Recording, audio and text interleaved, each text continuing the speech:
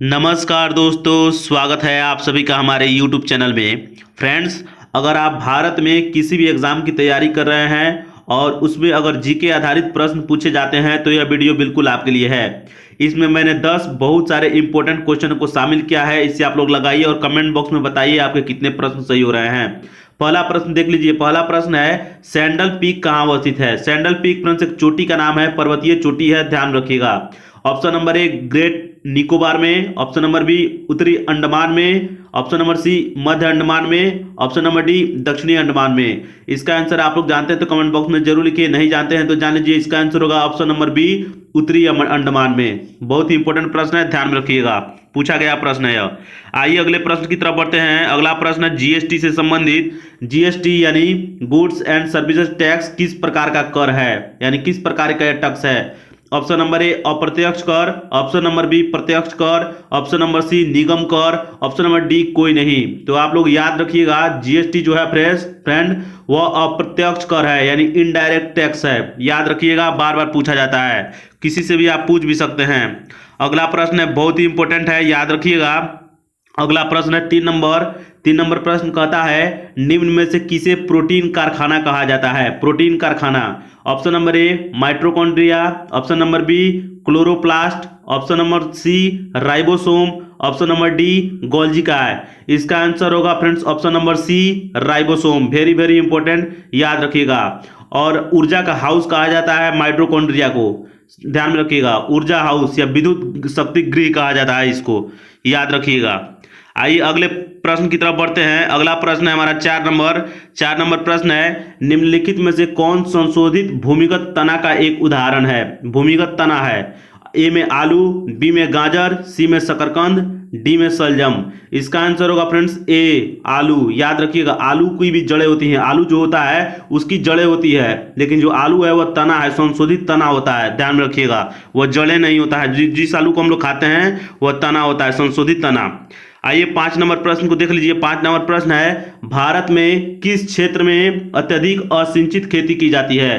कहने का मतलब है वहां पर ना के बराबर सिंचाई होती है। तो ए में गंगा के मैदान में, बी में कोरोमंडल क्षेत्र में, सी में दक्कन के पठार वाले क्षेत्र में, डी में कोई नहीं। इसका आंसर आप लोग कमेंट बॉक्स में जरूर लिखिए, मुझे पता है आप लोग दे देंगे। इसका आंसर होगा friends option number C Deccan के पठार वाले क्षेत्र में, क्योंकि यह पूरा का पूरा पठारी क्षेत्र है और यहाँ पर नदियां कम है और भूमि न होने के कारण यह पठारी क्षेत्र है। यहाँ की मिट्टी नहीं पाई जाती है उतना, तो मिट्टी नहीं पाए जाने के कारण क्या होता है कि यहाँ नहरें नहीं निकाली गई है, जिसके कारण सिंचाई बहुत कम होता है।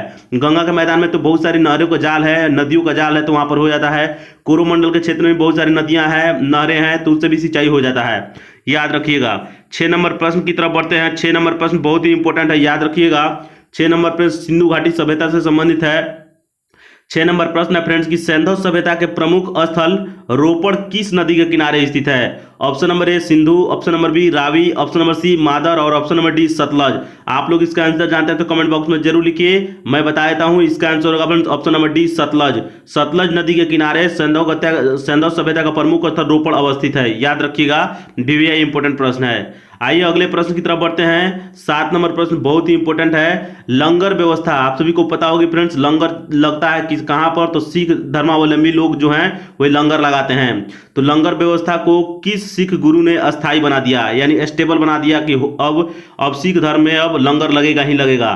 तो ए में गुरु नानक, बी में गुरु गोविंद सिंह, सी में अर्जुन गुरुदेव, डी में गुरु अंगद। इसका आंसर आप लोग जानते हैं तो कमेंट बॉक्स में जरूर लिखिए, नहीं जानते हैं तो जान लीजिए। इसका आंसर होगा option number D Guru Angad. Guru Angad ने ही लंगर व्यवस्था को अस्थाई बना दिया था, ध्यान में रखिएगा।